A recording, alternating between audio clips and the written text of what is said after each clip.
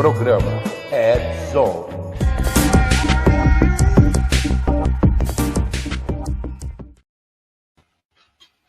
Fala, galera do Red Zone! Sexta-feira, todo mundo pensando em fazer coisa errada, para não falar fazer besteira e fazer rima, e é isso daí. Bom dia, boa tarde, boa noite, não importa onde esteja, importante que você está aqui para mais uma vez acompanhar o programa Red Zone. Eu, Alexandre Bellini, de braços abertos, junto com Fernando Amati, aqui do meu lado. Fala, Amati.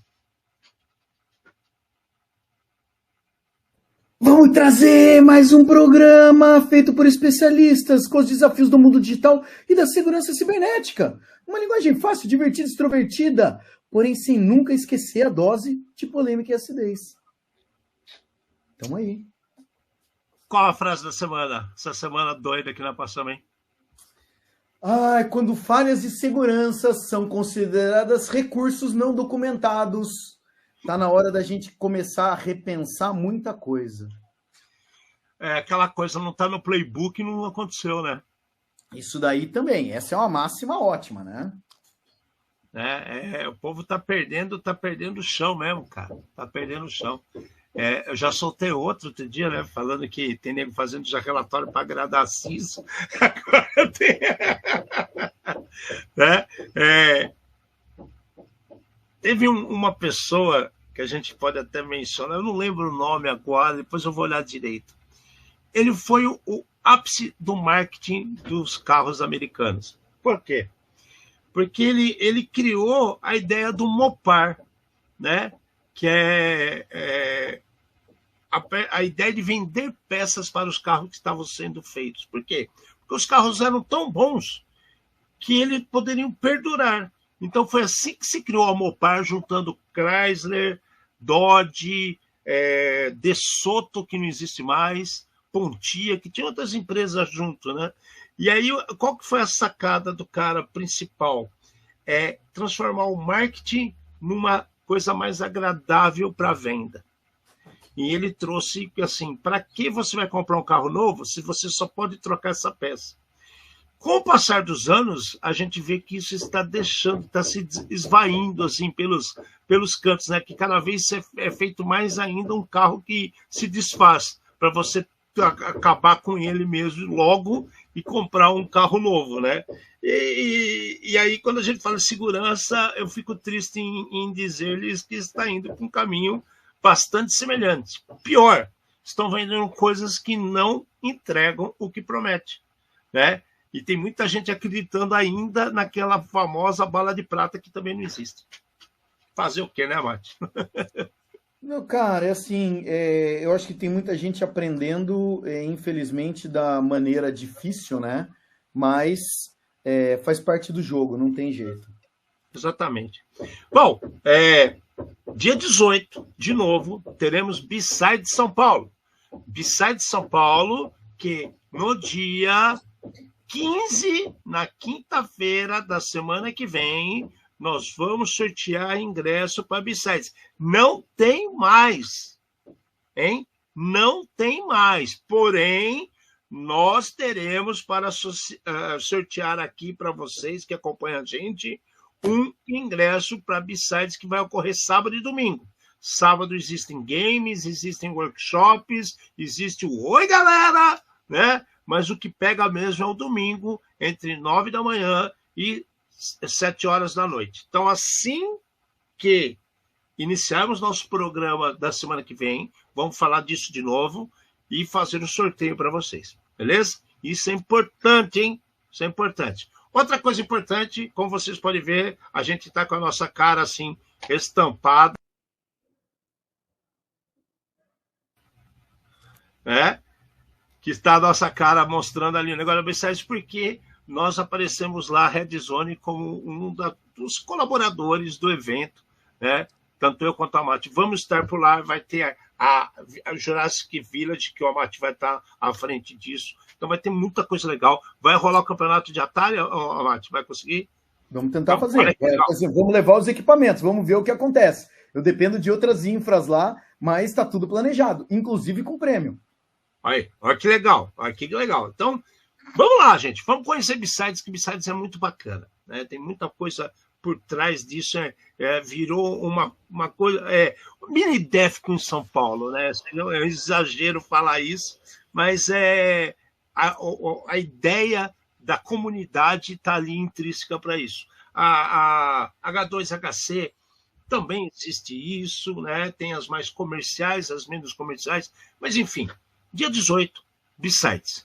No final do mês, teremos também a Sirena, que assim que acabar a B-Sides, a gente vai começar a falar também da Sirena, dando mais detalhes para vocês. Porém, você já pode estar ganhando. Red Zone 20, você tem 20% de desconto nos ingressos da Sirena, que vai ocorrer dia 28, tô certo? 9. 29, eu sempre erro a data. 29 de maio. Cai numa quinta-feira, tá, gente? Bom, beleza. Vamos em frente e começamos a encrenca que ocorreu, que chamou muita atenção. E já está acontecendo há algum tempo pelo mundo, né? Só que a Europa está levando muito a sério isso. A TikTok, mídia social chinesa, está tomando multas bilionárias por toda a Europa pelo fato de violarem proteção de dados, violarem dados. O que acontece? O GDPR é muito sério na Europa e a empresa chinesa não atende às ideias da GDPR. Avisaram, falaram, começa a acontecer multa sobre multa, sobre multa, sobre multa, e agora chegaram a 530 milhões já somados que estão violando os artigos da GDPR. Amate, eu não vejo isso melhorar, cara, sinceramente, porque a China não está preocupada com isso. Concorda comigo? Então, Ale, concordo. Assim, eu acho que exatamente por isso daí, tá? De algumas empresas não estão preocupadas, é que começa a acontecer as pressões dos governos, tipo aconteceu e continua acontecendo nos Estados Unidos, para que tenha o banimento dos aplicativos. E daí o que acontece? Isso não é bom para ninguém. Então, é uma queda de braço de, como a gente já viu, por exemplo, aqui no Brasil, de vamos bloquear o WhatsApp. Mas por quê? Porque o WhatsApp não tinha um representante legal no Brasil, né?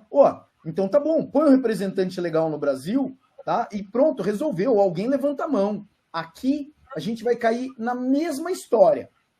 Eu acho que os aplicativos, eles jogam muito na análise de risco. Vou, e se ninguém falar nada, eu continuo do jeito que eu tô.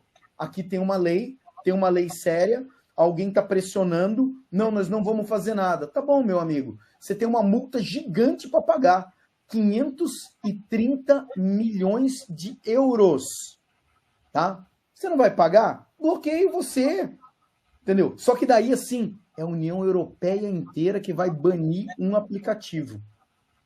Simplesmente porque você não seguiu as diretivas da lei. Agora vamos dar um passo para trás. Quando os provedores de nuvem apareceram e entraram no país, principalmente os bancos se recusavam a usá-los. Por quê? Porque os meus dados dos brasileiros estarão em outro país. O que os provedores de nuvem fizeram?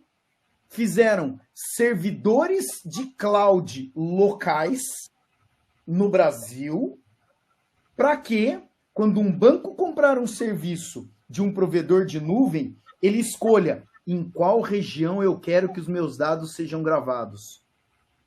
E ele escolhe Brasil. E daí está de acordo com a legalidade. Meu amigo, pensa bem, qual é o tamanho de um provedor de nuvem? É mais fácil se adequar ou é mais fácil eu mostrar que eu sou mais forte? É mais fácil se adequar. E acabou ganhando muito mais cliente e respeito da comunidade financeira, né? Porque, olha só, a gente precisava, o cara montou um data center, contratou link, contratou gente, tá? E tá atendendo a gente ainda. Que coisa mais legal. Aí. A China é meio cabeçuda nesse ponto aí, com os objetivos delas, e por isso que dá margem a interpretações, de repente, erradas, como eles alegam, né, cara? Porque, já que vocês tratam os dados de forma correta, por que não me mostram que estão cuidando de forma correta? né? Vai na segurança sobre a obscuridade, eles não vão conseguir ganhar esse braço de ferro. Não vai dar certo, não é verdade? Então, assim, fica difícil, cara, fica difícil. E não é de agora, né? O TikTok já está com problema na Austrália faz tempo, foi para Nova Zelândia, foi para a França, Irlanda, voltou à Alemanha, Estados Unidos, Canadá, Brasil, tudo lado, cara. Não, Alexandre, sem esquecer que Estados Unidos é um caso pendente ainda. É um caso pendente. Que o Trump simplesmente ele esticou o prazo para definições para que mantenham escritórios no território americano. Ele quer que, né? É assim, ele não levantou essa brecha ainda, porque a gente sabe que tem autonomia de cada um dos estados. Não existe a GDPR ou LGPD americana para o país inteiro. Mas isso aqui, se aparecer e se eles levantarem essa bandeira, vai ficar feio. Vamos ver o que acontece, cara. Mas só vejo piorar. Só vejo piorar. Infelizmente, só vejo piorar. Então, toque-toque que fique esparro, né? Agora, continuando na Europa, né, que dizem que é europeu, mas na verdade não é, né? É Oriente Médio, né, quando a gente fala de Israel. Mas o problema é que a empresa, o grupo é israelense. A situação está ocorrendo em solo americano. Porém, isso envolve o mundo todo. Olha que loucura que é a integração de uma internet, de serviços de tecnologia espalhados pelo mundo, né? Ele fala de um lugar, no fim vai para o mundo inteiro. O que acontece? O grupo israelense NSO foi condenada, depois de anos de ações, né, movido pela Meta sobre o WhatsApp. O que acontece? O grupo NSO tinha um produto chamado, né, entre aspas, né, chamado Pegasus. É um spyware. E muita gente utiliza esse spyware para quê? Tirar dados do WhatsApp, informações do WhatsApp. Então, olha o que acontece. Eles já receberam de cara uma multa de $447.719 pela ação. De cara, tem que pagar isso. Só que ainda há danos compensatórios por todo esse tempo de ocorrência que chegam a $167.254.000 em danos punitivos por atacar a infraestrutura do WhatsApp, que é a Meta, dona de Facebook e WhatsApp. Então, a coisa ficou feia, né? A coisa cresceu, e aí a gente vê aquela situação que em discussão com a Mate, a gente vê os caras trabalham com uma linha de pesquisa de tecnologia que é errada, é um spyware que vai lá e rouba dados. Só que eles fazem um monte de outras coisas que às vezes é utilizada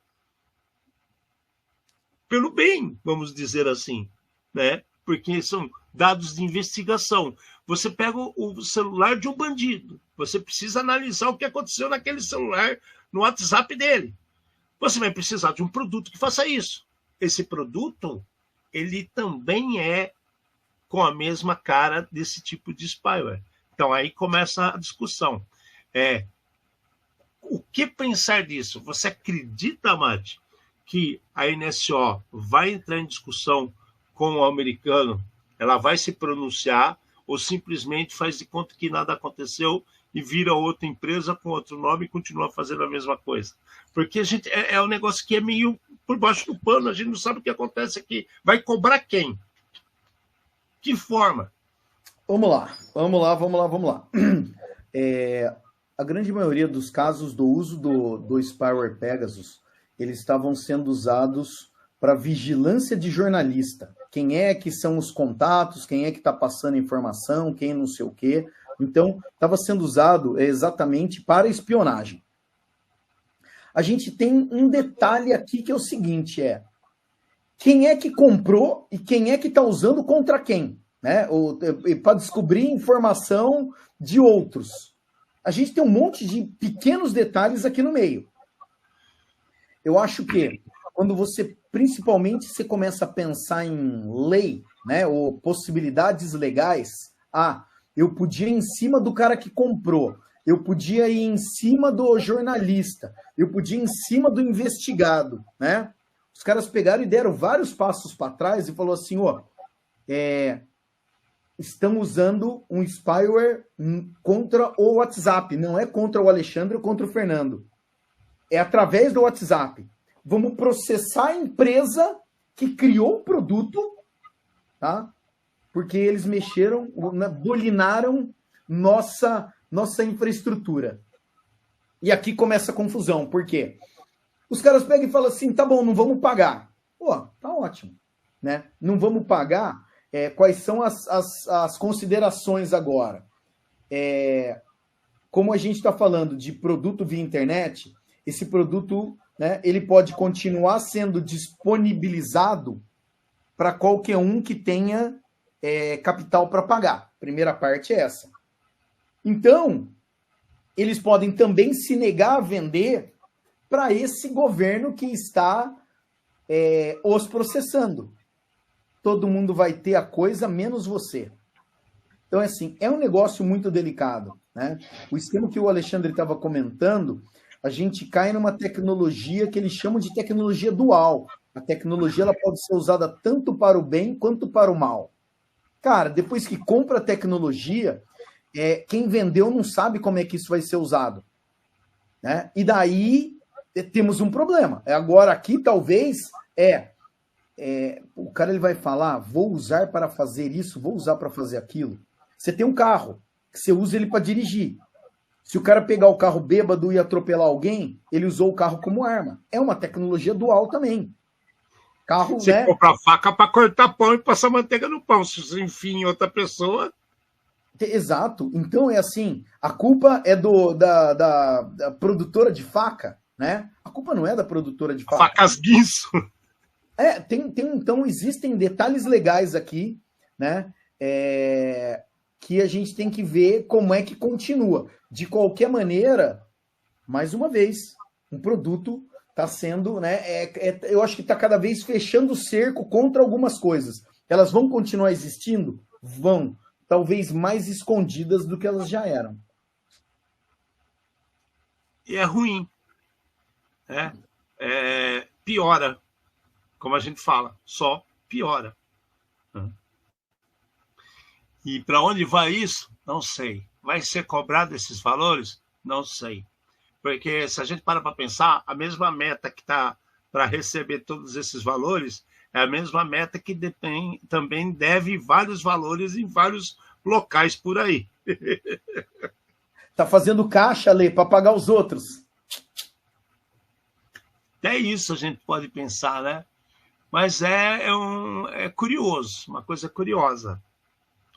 Vamos ver para onde vai isso, né? Vamos ver para onde vai isso, porque até a Access Now está falando, né, que se outras empresas seguirem o mesmo exemplo da Meta, esses números podem ser ainda maiores, os impactos ainda podem ser maiores, né? Tem outras empresas? Tem. O Pegasus é um ponto específico do WhatsApp. Agora tem outros, né? E aí, como é que faz? Vamos ver para onde essa bola vai rolar e o cabo de força vai puxar, porque o negócio tem história. Ale, assim, quando a gente pensa, principalmente eu acho que em lei americana, eles têm grandes diferenças com relação às nossas leis. Eu lembrei de um caso que, assim, a Microsoft derrubou uma botnet uma vez, eles pegaram todos os detalhes da rede, eles sabiam como derrubar, mas para que o negócio fosse feito legalmente, eles fizeram, tipo, uma chamada pública, né? O edital, puseram no Diário Oficial americano lá, de, por favor, dono da botnet, se você tem uma semana para se manifestar antes da gente tomar alguma ação, entendeu? E daí não se manifestou. E daí eles pegaram e derrubaram a botnet inteira. Então, é uma coisa que é interessante isso daqui, de como é que eles pensam essas brechas legais que podem acontecer para casos desse tipo. Vamos ver o que vai acontecer. Bom, agora já que a gente falou dos Estados Unidos, vamos falar da nossa querida Apple, que novamente aparece um zero click assombrando as pessoas. Mas esse Zero Click tem umas particularidades bem estranhas. Bem estranhas. Por quê? Porque isso trabalha em cima do protocolo da Apple, o AirPlay. Então, quando esse dispositivo, seja um tablet, seja um AirBook, seja lá o celular, quando ele estiver em comunicação em uma Wi-Fi pública, existe a possibilidade do ataque ocorrer e gerar um remote code execution para o atacante. Então, olha que coisa maluca, né?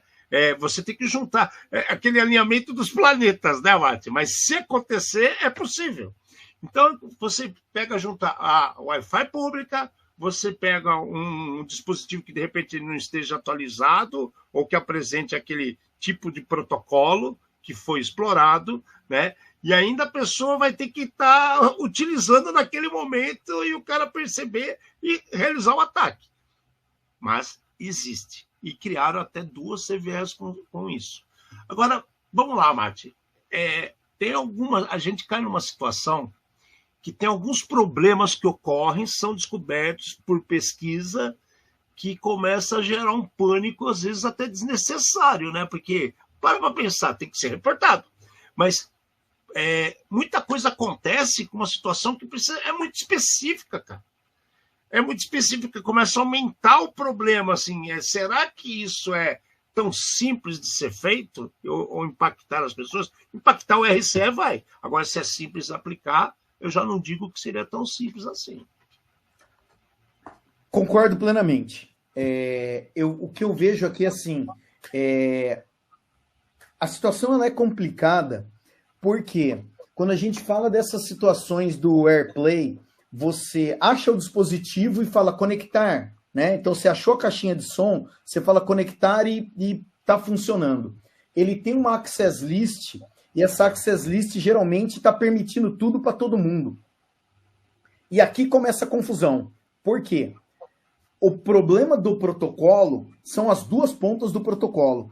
Tanto do lado do dispositivo Apple, quanto do dispositivo que você está conectando, que é a televisão, a caixa de som, o seu carro, ou qualquer outro dispositivo, fone de ouvido, que permita isso aqui.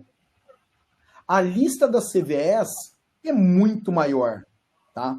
Daí assim, cara, usuário normal, talvez o usuário humano normal, ele nunca fique nem sabendo da existência disso daqui, né? Só que daí você vai ter uma outra parte. A parte a Apple, para corrigir equipamentos, e principalmente equipamentos mais antigos, ela é muito boa. Ela é muito boa mesmo. Então, dentro em breve, vai sair uma atualização para todos os equipamentos da Apple e essa vulnerabilidade vai ser corrigida.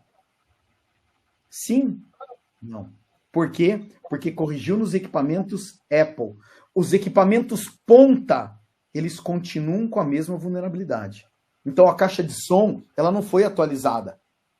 Essa parte do protocolo, porque a Apple não tem responsabilidade em cima disso. Nem vai se importar em ter. Exatamente. A televisão, muito menos, né? É assim, e agora? O que aconteceu? Aconteceu o quê?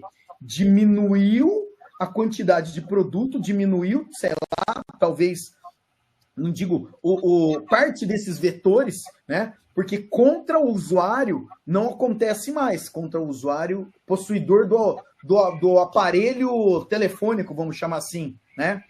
Mas contra os outros aparelhos, a possibilidade disso acontecer total. E daí nós vamos ter isso daí, né? Fala para mim, o cara da televisão, ele vai parar e vai falar, nossa, o que eu faço? É mesmo.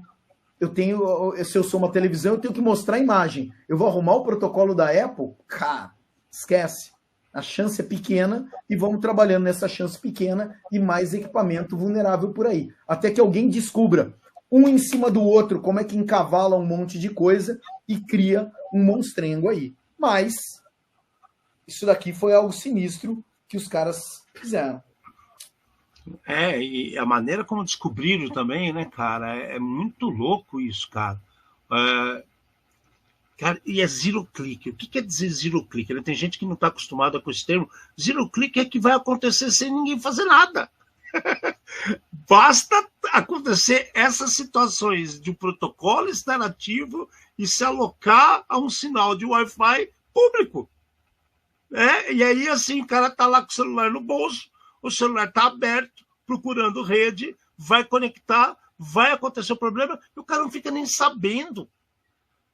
E olha a situação que fica, como a Márcia explicou, a Apple fica no meio do caminho, porque ela pode arrumar de um lado, mas pode ferrar a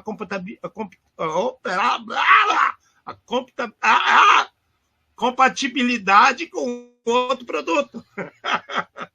É esse que é o rolo. E agora, falando em compatibilidade de outro produto, a gente arrumou um problema ainda maior. Tá? Sai do Apple, vamos para o Windows.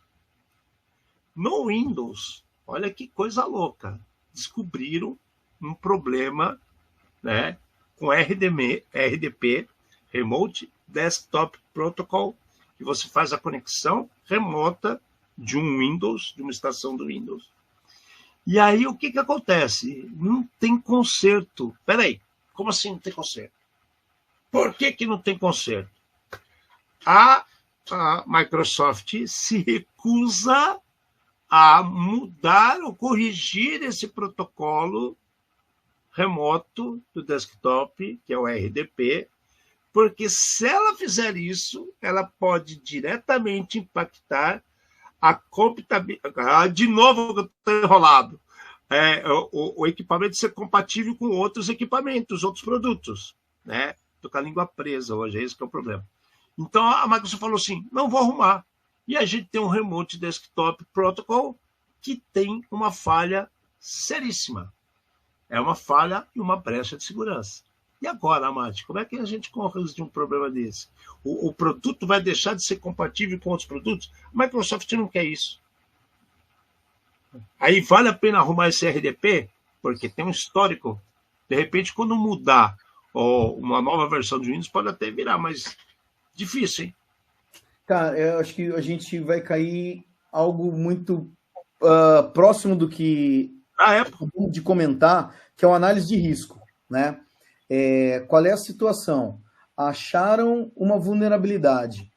Cara, essa vulnerabilidade, ela é bizarra, eu não tenho outro nome para falar. O que acontece? Quando você se conecta em algum servidor RDP, ele, abre aspas, grava a sua senha, ele deixa cacheado seu usuário e sua senha, deixa gravado em algum lugar.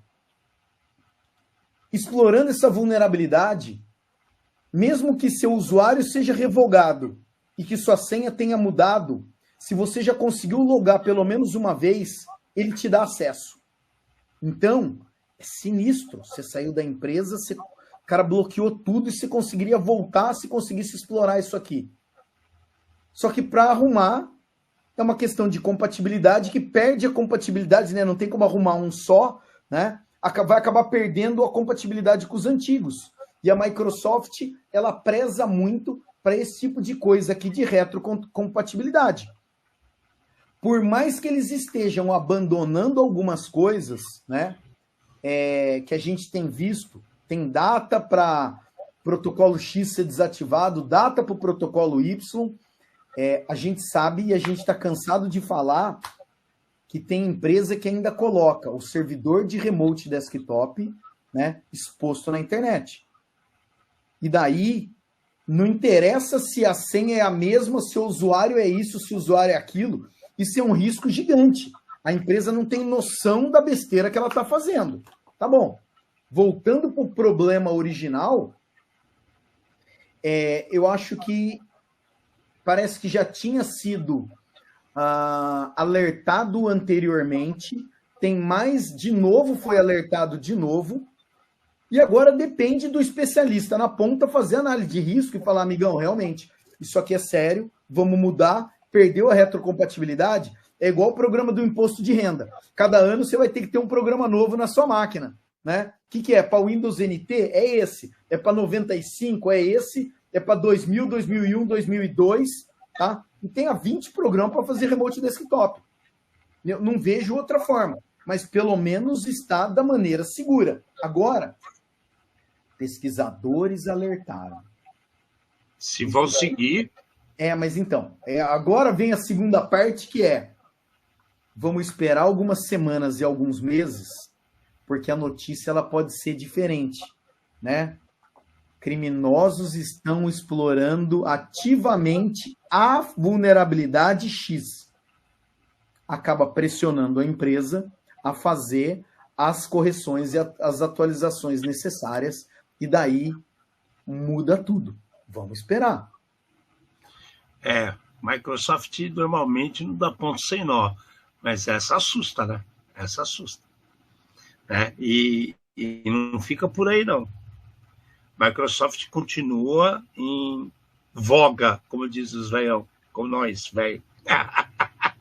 O que aconteceu? Teve uma brecha no Windows, e essa brecha foi explorada antes do patch. Ou seja, não adiantou nada fazer o patch, que eles já estavam explorando e aprontando as coisas. E aí a gente começa a ficar preocupado, porque é o Common Log File System. Né? Então, estão dizendo que foi ativamente explorado antes do patch de 8 de abril. Né? Quem confirmou a informação? A Symantec. A Symantec percebeu um uso excessivo, né, de um vírus. Como é que chama o vírus, cara? É um malware chamado Grixba, né? E é um infostealer. Olha, aí começa a ficar as coisas a ficar meio estranhas. É um infostealer usado para reconhecimento e coleta de dados em redes comprometidas. Então, pera lá. A gente está falando de Common Log File System. É o log de tudo que o Windows está fazendo. Isso foi extremamente explorado por esse vírus. O patch veio depois. E agora? Para provar que focinho de porco não é tomada e falar assim, não, estamos seguros. Tá, pode até o patch ter funcionado. Mas quanto de informação foi tirada? Fica por isso mesmo? Ale, fica, né? Porque assim, a matéria ela diz sem dizer que existia um Zero Day sendo usado e abusado por criminosos, né? E agora o relatório da Symantec mostra exatamente isso daí. Olha, tá bom, o patch foi lançado dia 8, só que nós temos evidência de que isso daí já estava sendo usado lá atrás por algumas gangues. Então isso daí é uma característica de uma vulnerabilidade Zero Day. Agora, assim, já foi. O que você tem que fazer?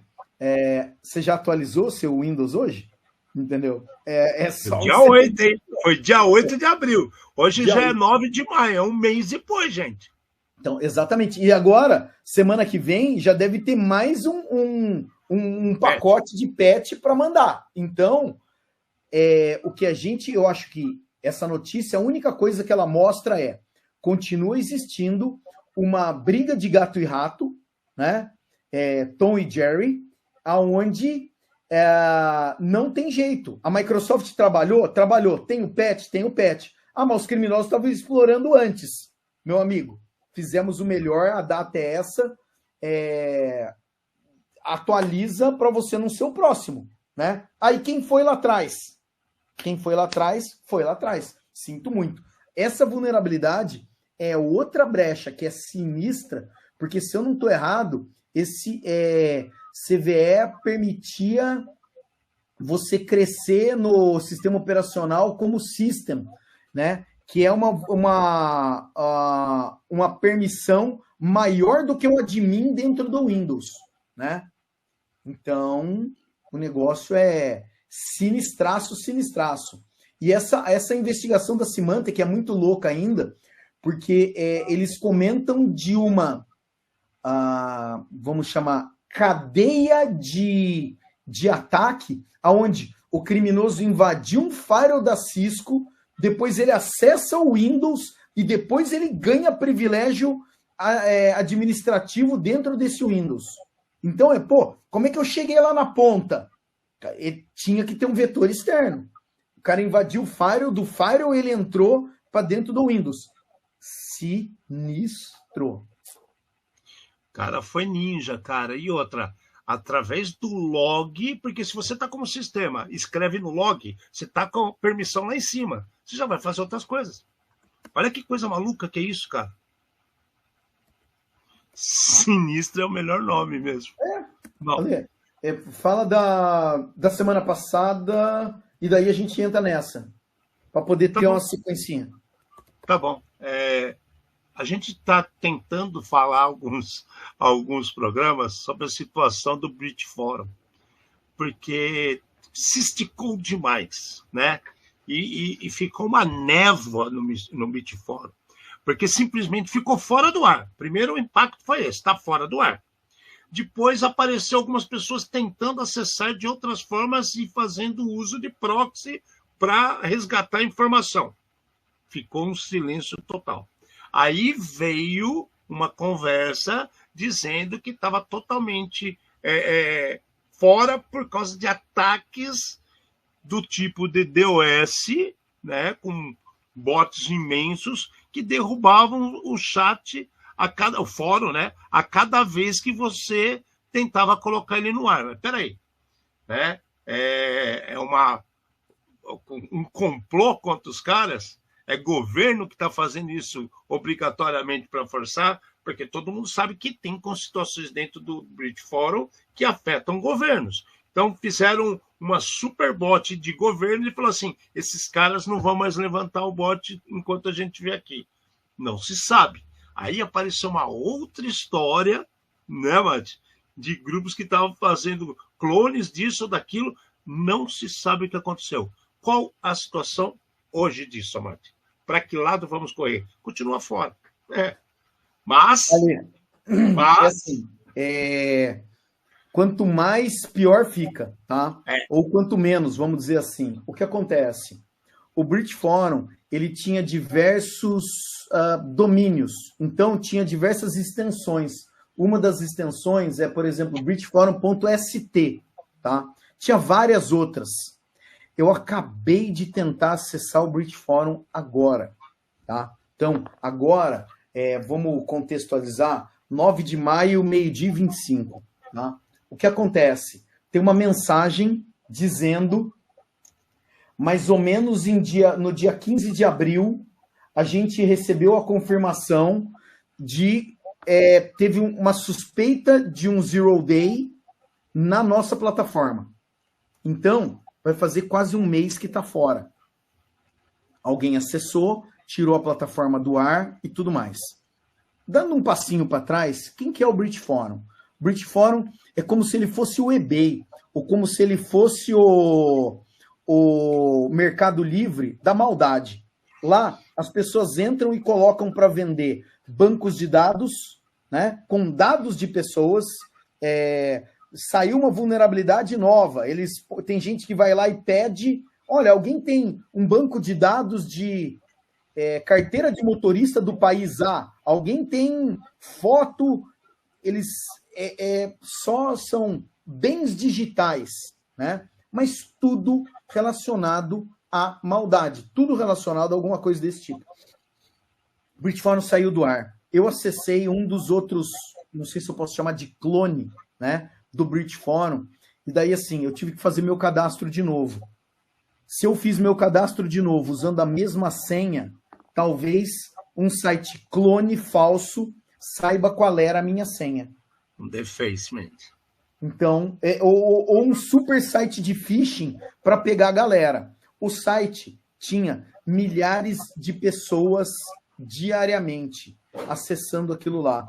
Eu acessei e tinha, assim, 170 pessoas estão cadastradas. Então, vai surgir um monte, vai continuar surgindo site desse tipo, mas até você, ou até aparecer o Brit Forum de verdade de novo, né? E até isso daqui, sei lá, regularizar, cuidado quem está procurando informação desse tipo, porque a chance de cair em um golpe, um criminoso dando golpe em outro criminoso é gigante.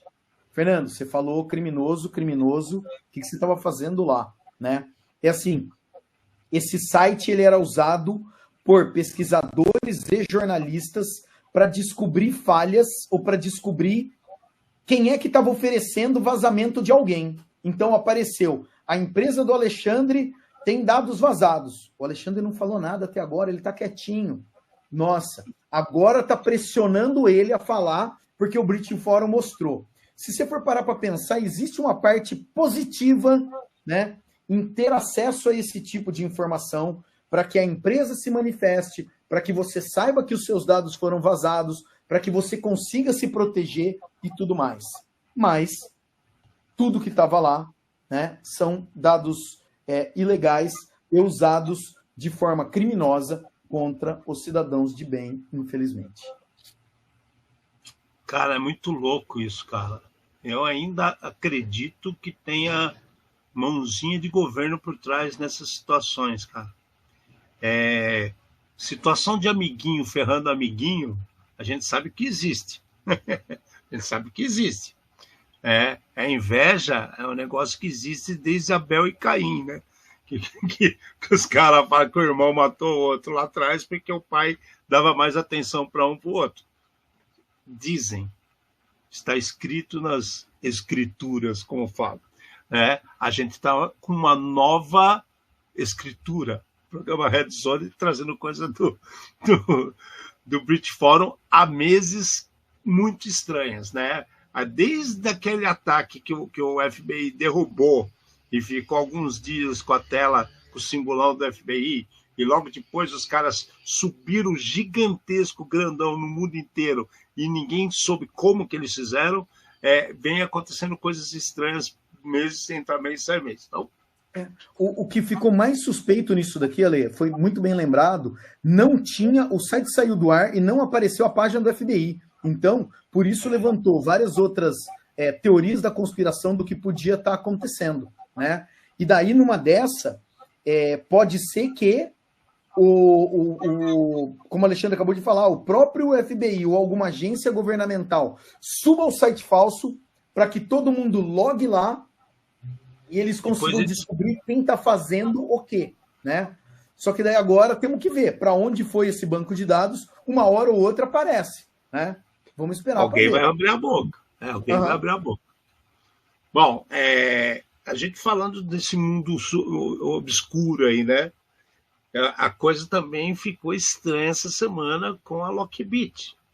A Lockbit, que todo mundo sabe que é uma gangue de ransomware, né?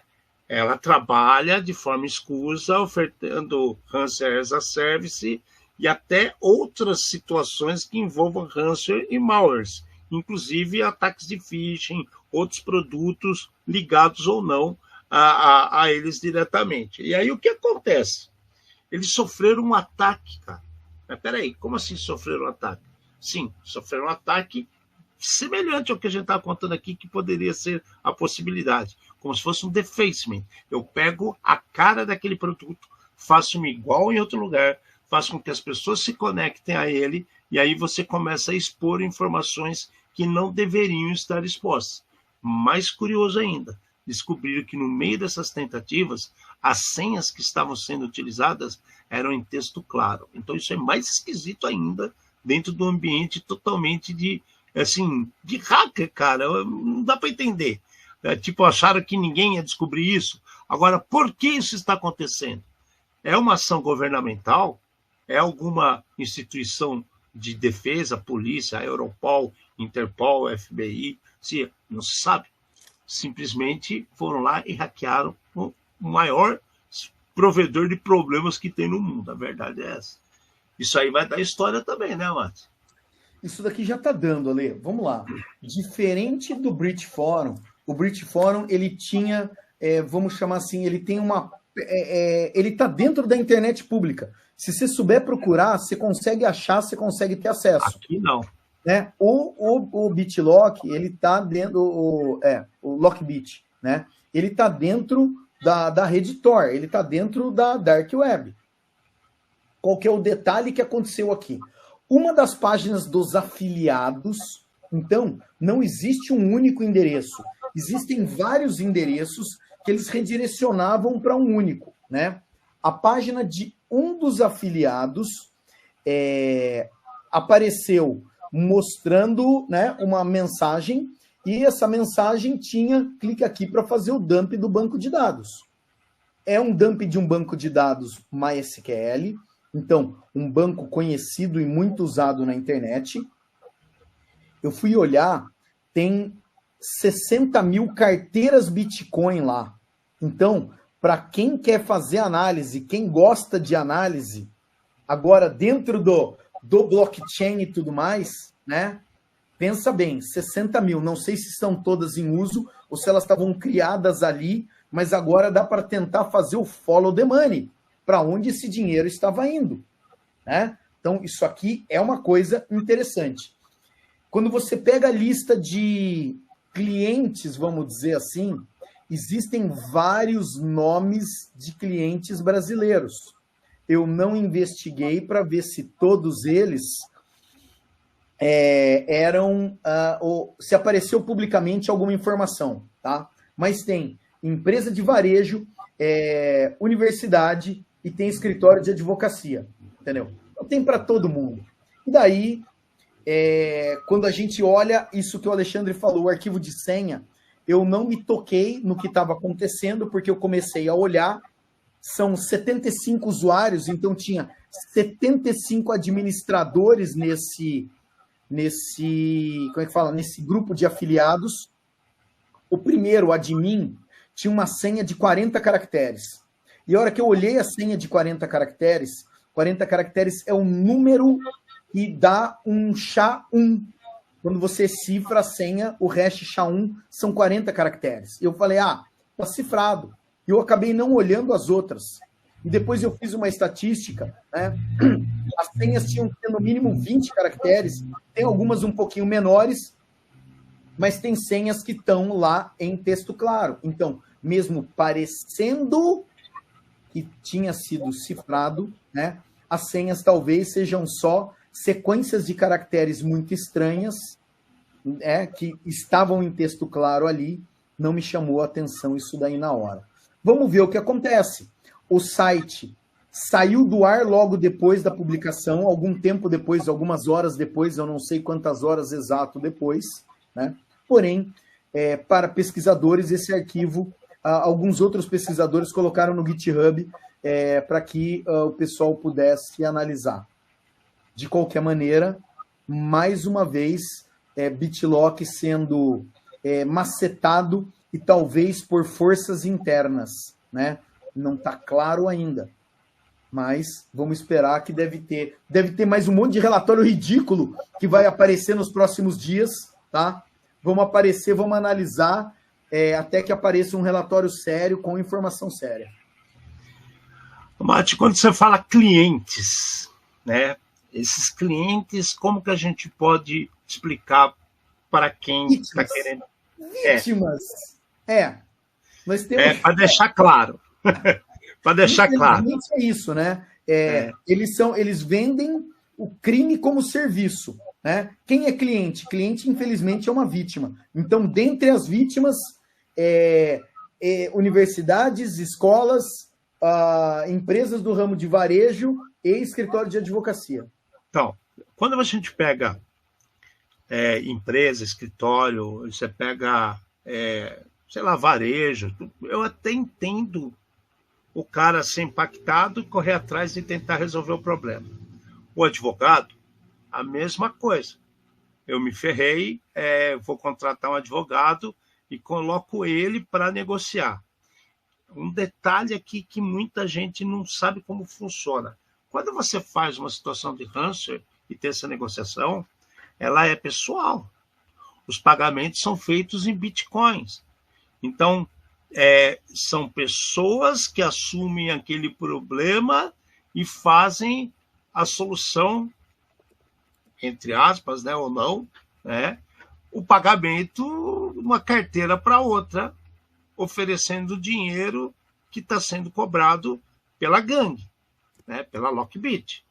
Aí vem aquela coisa assim, cara, faculdade, universidade é esquisita, hein? Então, Isso, é assim, isso eu achei bem esquisito. você tem que ver que tem tudo de todo tamanho, Alexandre. Então, tem gente que tem estrutura para ter uma equipe de TI muito boa, entendeu? Provavelmente é escola privada. E daí você vai contratar o Alexandre e o Fernando, vai contratar um professor doutor. Você vai contratar o professor doutor para você estar de acordo com o MEC, não para você estar de acordo com a segurança, né? E quem é que toma conta da segurança do site? É o sobrinho do dono da faculdade, né? E daí, pronto, tá tudo feito para acontecer. Então, eu só espero que eles sejam bons no ensino que eles provêm. Com relação à internet, né, eu não espero nada de bom. E aí isso dá espaço ainda para outro ponto, né? Para outro ponto. As agências reguladoras, ou seja, a NPD, antes de nós, ou através de nós, deveriam nos procurar e falar assim: olha, gente, vocês podem fazer um cruzamento de informações com os nossos dados para provar se essas empresas que foram afetadas criaram os registros dentro da NPD informando que foram afetados. Você parou para pensar nisso? Os governos podiam usar isso a favor.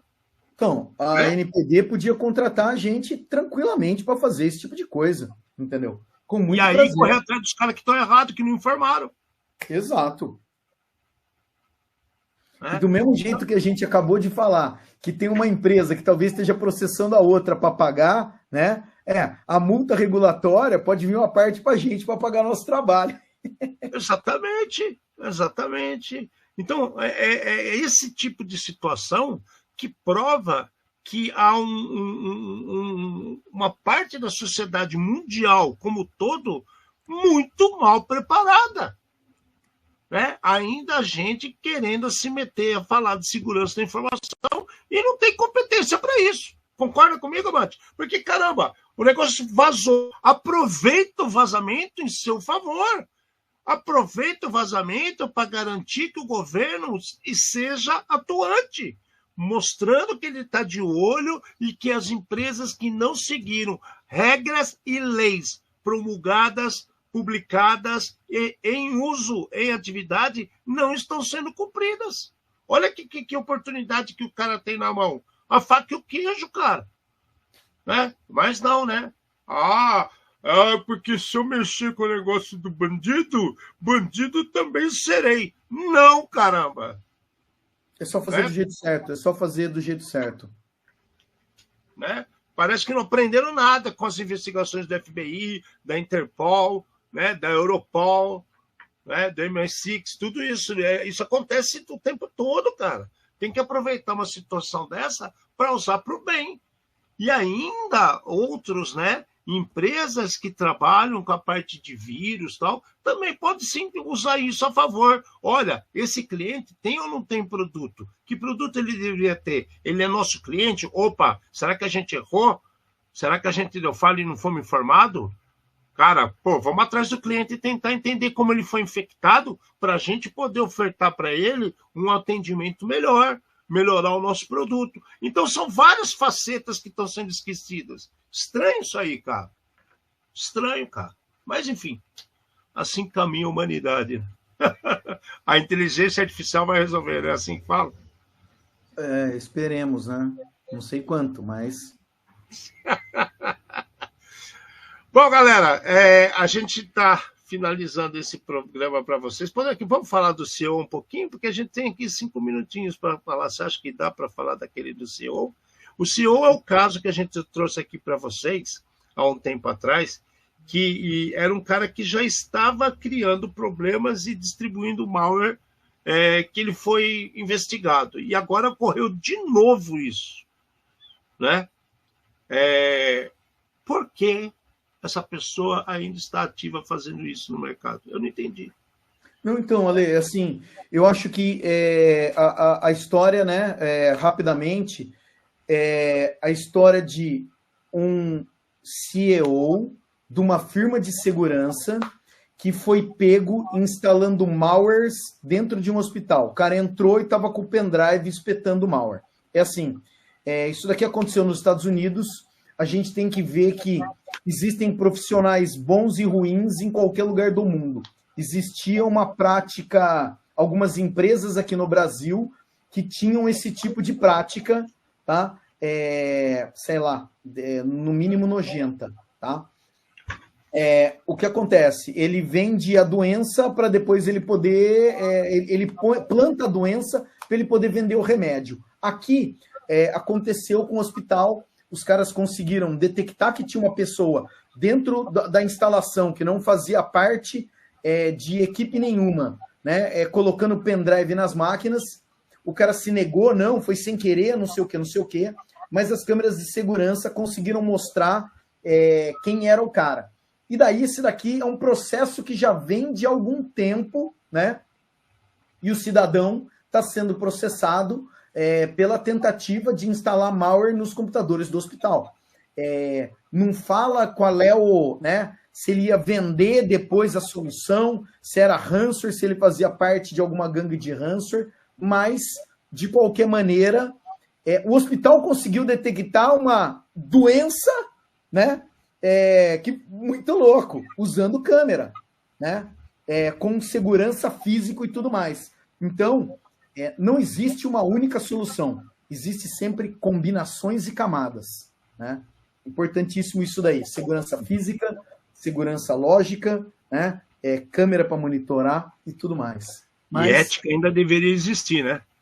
Então, o cara tá morto de fome, ele pega e, né, sei lá.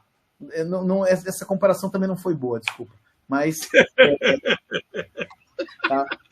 Mas, enfim, galera, vamos ficar de olho, vamos trazer mais novidades sobre essa parte, tanto da Apple quanto da Microsoft, que a gente vai ter mais informação para a semana que vem. Semana que vem vamos fazer o sorteio de um ingresso para B-Sides, que ocorre dia 17 e 18 em São Paulo, né, no novo hotel ali no centro. E mais um detalhe que a gente não pode deixar de falar.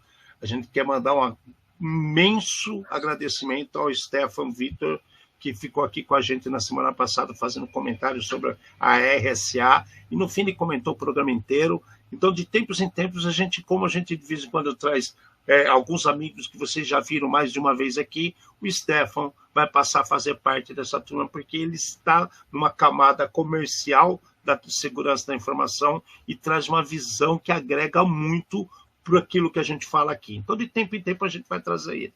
Beleza? Gente, obrigado. Até dia 15 com o sorteio do ingresso para B-Sides. Beijo do Alexandre Melini. Fica aqui, Fernando Amati.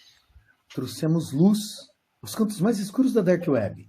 Num programa feito por especialistas com os desafios do mundo digital e da segurança cibernética. Uma linguagem fácil, divertida, extrovertida, porém sem nunca esquecer a dose de polêmica e acidez. Obrigado. Até mais. Valeu, galera.